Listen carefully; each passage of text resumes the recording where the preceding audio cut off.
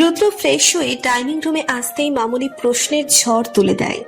প্রশ্নগুলো আগেই করতে চেয়েছিল, কিন্তু আঙ্কেল থামিয়ে দিয়েছিল, কারণ তখন রুদ্র ভিজে জবথব অবস্থা ছিল। বাসায় আসতে এত দেরি হলো কেন? তোর ফোন বন্ধ ছিল কেন? তুই বাসায় ভিজে ফিরলি কেন? রিয়া বলল তুই নাকি বাসায় সিএনজি দিয়ে এসেছিস। তোর কোনো বিপদ হয়েছিল নাকি? রুদ্র মামুনিকে জড়িয়ে ধরে বলল, রিল্যাক্স আম্মু, আমার কোনো বিপদ হয়নি। হসপিটাল থেকে বের হতে বৃষ্টি শুরু হয়ে যায়, মাঝ রাস্তায় আসতেই গাড়ি নষ্ট হয়ে যায়। গাড়িতে কোনো ছাতা ছিল না, দৌড়ে গিয়ে ছাউনির নিচে আশ্রয় নেই। দৌড়ে যাওয়ার সময় ফোনটা পকেট থেকে রাস্তায় পড়ে যায়, ফোন ভিজে একাকার হয়ে যায়, তাই আর ফোনটা অন হয়নি। অনেকক্ষণ অপেক্ষা করার পর একটা সিএনজি পাই, আর সেই সিএনজি করে বাসায় আসলাম। তুই গাড়িতে বসে থাকলেই পারতি, তাহলে তার ভিজতে হতো না। এখন যদি জ্বর আসে, তোর জ্বর তো ভয়ানক, একবার আসলে সহজে ভালো হতে চায় না। উফ আম্মু, তুমি বোকাদের মতো কথা বলছো কেন? গাড়িতে বসে থাকলে সিএনজি কি করে দাঁড় করাতাম? ছাউনিতে এসে না দাঁড়ালে সারা রাত আমাকে গাড়িতেই কাটিয়ে দিতে হতো। উনি কথা বলছেন আর আমি ওনার দিকে এক দৃষ্টিতে তাকিয়ে আছি। কেন জানি ওনার দিকে তাকিয়ে থাকতে ভালো লাগছে। আমার নজর যাচ্ছে বারবার ওনার কানের পাশের তেলটার দিকে। তেলটা যেন আমাকে নিচের দিকে টানছে। পরক্ষণেই আমি নিজের চোখ সরিয়ে নেই। কোনো মিথ্যা মায়ায় আমি নিজেকে বাঁধতে চাই না। ইতিমধ্যেই রুদ্রের গা বেশ গরম হয়ে গেছে। তার যে ভয়ানক জ্বর হবে তাতে কোনো সন্দেহ নেই। রুদ্রের জ্বর উঠলে বাচ্চাদের মতো হয়ে যায়, আউট অফ কন্ট্রোল হয়ে যায়, নিজে কি করে নিজেই বুঝতে পারে না। কিছুক্ষণ পূর্বেই গা কাঁপানো জ্বর ওঠে, জ্বরের ঘোরে কি যেন বিড়বিড় করছে। রুদ্রকে একটা প্যারাসিটামল খাইয়ে দেয়। হুট করে রুদ্র নিচের মাথা আমার কোলের উপর রাখে। আমি চমকে উঠি। আমাকে আরো চমকে দিয়ে রুদ্র আমার কোলে মুখ গুজে দেয়। কেমন অদ্ভুত অনুভূতি হচ্ছে। হঠাৎই রুদ্রের কান্নার শব্দ আমার কর্ণকুহর হয়। আজকে যেন আমার অবাক হওয়ার দিন। রুদ্র একের পর এক অবাক করে যাচ্ছে আমাকে। হঠাৎ রুদ্রের বলা কিছু কথা অস্ফুটভাবে আমার কর্ণকুহর হয়। রিয়া, আমি কি খুব খারাপ? আমাকে কি ভালোবাসা যায় না? আমি কি কারো ভালোবাসা পাওয়ার যোগ্য নই? আমি যাকে ভালোবাসি সেই আমাকে ছেড়ে চলে যায়। আমি ওকে অনেক ভালোবাসতাম, বিশ্বাস করো, সত্যি আমি অনেক ভালোবাসতাম। কিন্তু ও আমার ভালোবাসাটা বুঝলো না। আমার ভালোবাসার কোনো মূল্যই ওর কাছে ছিল না। আমাকে রেখে অন্য একজনকে বিয়ে করে ফেললো। আমার ভালোবাসাটা ছুঁড়ে ফেলে দিয়ে ও অন্য একজনের হাত ধরে চলে গিয়েছিল। এই কারণেই আমি বিয়ে করতে চাইনি। এখন আমার কাউকে ভালোবাসতে ভয় করে, কাউকে বিশ্বাস করতে পারি না।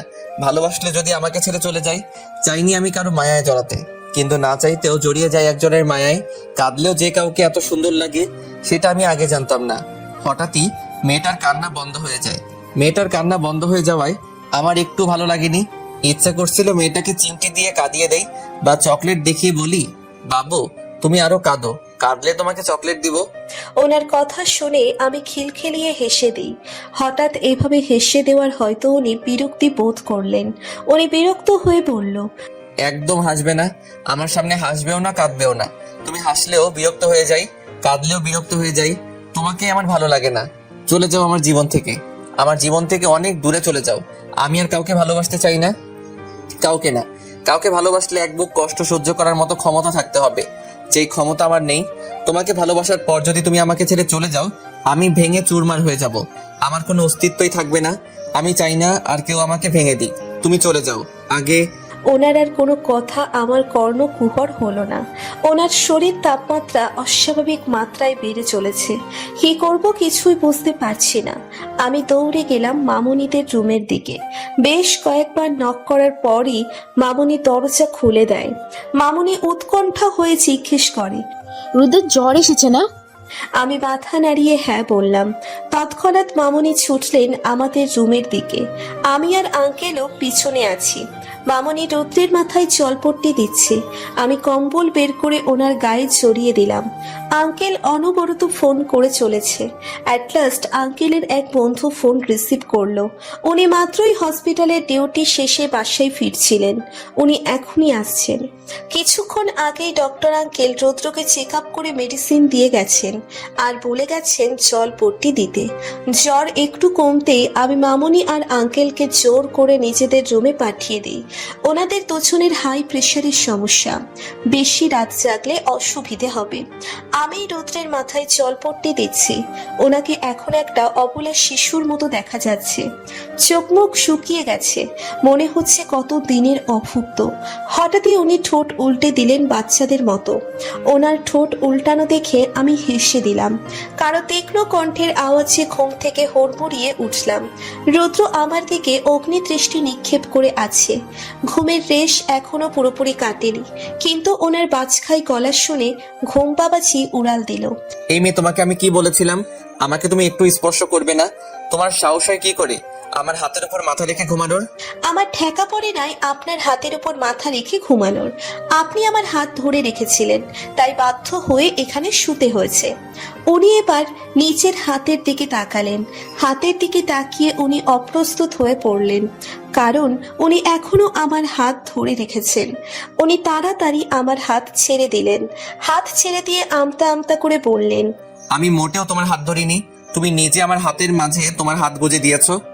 এবার প্রচন্ড রাগ হলো। সারা রাত জেগে বাংলা সিনেমার নায়িকার মতো ওনার সেবা করলাম, আর উনি সকাল হতেই বাংলা সিনেমার নায়কের মতো পাল্টে খাচ্ছেন। তা তো আমি মোটেও হতে দিব না। আমি তো এত সহজে ছেড়ে দিব না। আপনি আমার হাত ধরেছিলেন, আমি না। আরো কত কিছু করলেন। উনি সিরিয়াস হয়ে বললেন, কি করেছি আমি? আপনি বুঝতে পারছেন না? না, আমি বুঝতে পারছি না, তুমি বলো। আমি এবার চুপ করে থাকলাম। উনি এবার ধমক দিয়ে বলে উঠলেন, চুপ করে আছো কেন? অ্যান্সার মি, কি হয়েছিল? আমি নিজের হাসি চেপে রেখে বললাম, আমি বলতে পারবো না, আমার লজ্জা লাগে। কথাটা বলেই মুখে হাত দিয়ে ঢেকে দৌড়ে রুম থেকে বের হয়ে আসলাম। রুম থেকে বের হয়ে হেসে দিলাম। ওনার মুখটা দেখার মতো ছিল। মামনি শামুক পিঠা বানাচ্ছে আর আমি পাশে বসে আছি। তখন যে রুম থেকে বের হয়েছিলাম আর রুমে যাইনি। রৌদ্রের তখনকার মুখটা মনে পড়লেই হাসি পায়। মুখটা দেখার মতো হয়েছিল, কেমন অপরাধীর ন্যায় বসেছিল। আমাকে রুমে নিয়ে যাওয়ার জন্য উনি অনেক বাহানা করেছেন, কিন্তু কোনো কাজ হয়নি। আমি তো ওনাকে আজকে সারা দিন জ্বালাবো। রাতে কি হয়েছিল তা তো বলবো না। হঠাৎই মাথায় এলো রৌদ্রের বলা রাতের কথাগুলো। উনি কাকে ভালোবাসতেন? নাম কি ছিল মেয়েটার? কি হয়েছিল? সবটা জানতে হবে। ওনাকে জিজ্ঞেস করলে তো উনি কিছুতেই বলবেন না। মামুনি তো নিশ্চয়ই জানে।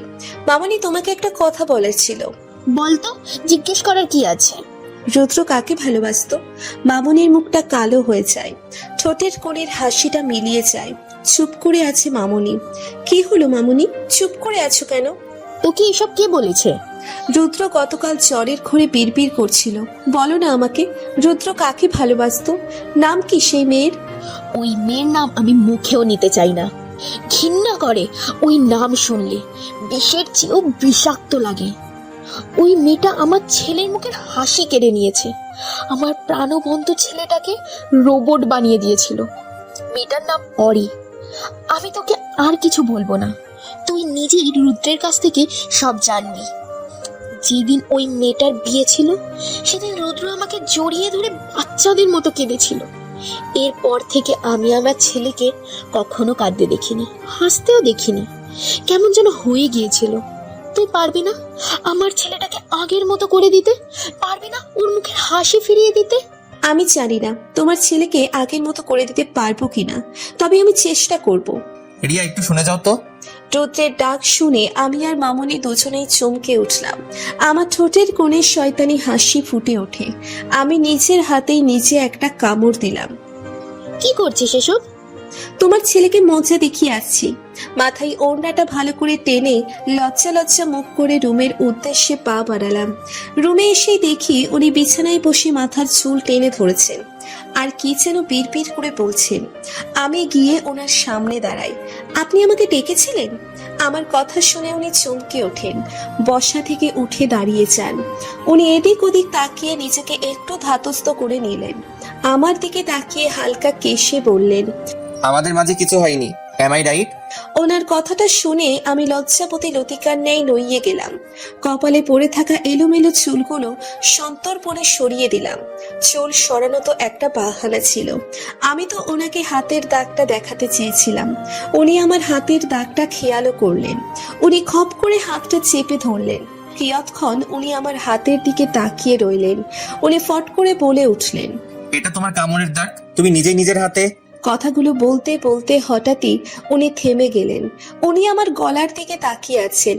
আমি ওনার দৃষ্টি অনুসরণ করে গলার দিকে তাকালাম। গলার দিকে তাকাতেই চমকে উঠলাম। পরক্ষণেই মনে পড়লো এটা তো আমার নখের আঁচড়। গলা চুলকাতে গিয়ে আঁচড় লেগে গিয়েছিল, কিন্তু উনি তো অন্য কিছু ভাবছেন। আমি আরেকটু লজ্জা পাওয়ার ভান করলাম। উনি ফট করে আমার হাতটা ছেড়ে দিলেন। ও শিট, আমি আমি উনি কিছু একটা বিড়বিড় করে বলতে বলতে রুম থেকে বের হয়ে গেলেন। সবাই একসাথে লাঞ্চ করেছি। উনি মাথা নিচু করে এক মনে খেয়েই যাচ্ছেন, কোনো দিকে তাকাচ্ছেন না। আমি ওনার দিকে তাকিয়ে মিটি মিটি হাসছি আর খাচ্ছি। আজকে তো রুদ্র আর রিয়াদের বাড়িতে যাওয়ার নিয়ম।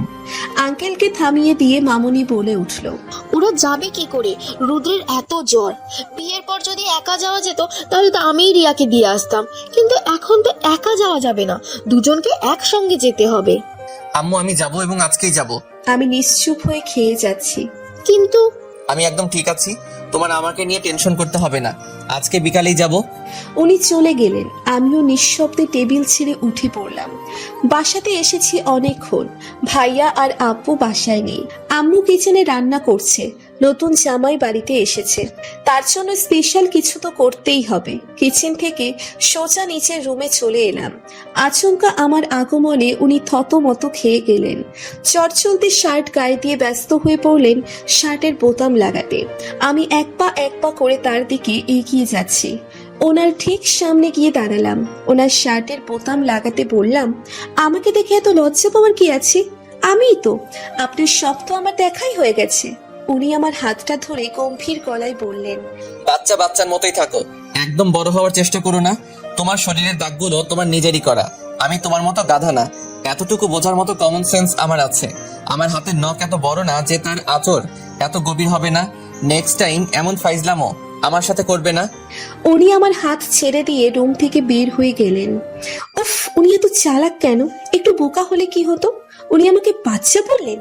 আমি বাচ্চা? রাগে ফুসতে ফুসতে রুম থেকে বের হয়ে এলাম।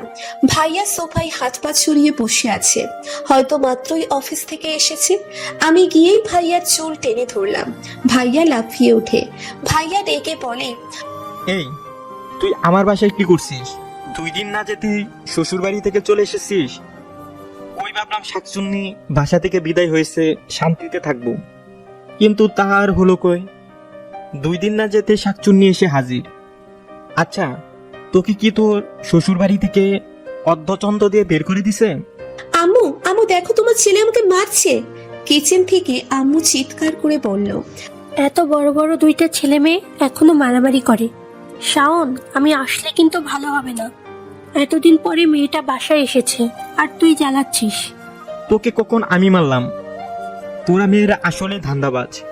সবকিছুর পিছনেই একটা মোটিভ থাকি।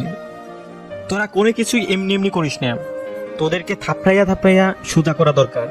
আমি ভাইয়ার দিকে চোখ পাকিয়ে তাকাই। ভাইয়া বেয়াক্কেল মার্কা হাসি দিয়ে বলে, আমি তো কিছু বলিনি, তুই এই প্যাকেটটা রুড্ডুকে দিয়ে দিস। কি আছে এটাতে? তোর জামাইরে জিজ্ঞেস করগা। প্যাকেটটা হাতে নিয়ে বিছানার উপর বসে আছি। উনি ওয়াশরুমে আছেন। প্যাকেটের ভেতর কি আছে সেটা আমি এখনো জানি না। প্যাকেটটা হাতে নিয়েই বসে আছি। হঠাৎই রুদ্র ভাইয়ার ফোন বেজে ওঠে। রুদ্র, আপনার ফোন বাজছে। ভেতর থেকে কোনো সারা শব্দ নেই। ফোন বাজতে বাজতে কেটে গেল। নতুন উদ্যমে আবার বাজতে বাজতে শুরু করে। ফোনটা অনবরত বেজেই চলেছে। আমি দ্বিধায় ভুগছি ফোনটা রিসিভ করব নাকি। রিসিভ করলে যদি উনি রাগ করেন। ফোনটা হাতে নিলাম। ফোনের স্ক্রিনে তাকাতেই চমকে উঠলাম। আমার দৃষ্টি ফোনেই আটকে গেছে। ওরই নামটা দেখে বুকের ভিতর ধক করে উঠল। আচমকা কেউ আমার হাত থেকে ফোনটা কেড়ে নিল। কারো রুক্ষ কণ্ঠ কর্ণগোচর হলো। সামনে তাকিয়ে দেখি রুদ্র ভাইয়া দাঁড়িয়ে আছে। চোখগুলো অসম্ভব লাল হয়ে আছে। আরে আরে, কই যান আপনারা? একটা লাইক দিয়ে যান। এত কিপটামি করেন কেন? একটা লাইকই তো দিবেন। প্লিজ প্লিজ প্লিজ একটা লাইক দিয়ে যান।